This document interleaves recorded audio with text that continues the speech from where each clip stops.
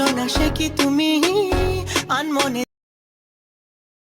তোটা ভালোবাসি মন আকাশ তোমাতে যায় মেয়ে তোমার যে বলিতে চায়। অবশ্যই তো আপনাদেরকে এটা শেখাবো এটা কিভাবে তৈরি করতে হয়। সো এর আগে কি করবেন, এটি ভিডিওটাকে ফলো করে রাখবেন, ঠিক আছে। সে ইউটিউবে দেখলে এটাকে সাবস্ক্রাইব করে বেল আইকন অন করবেন।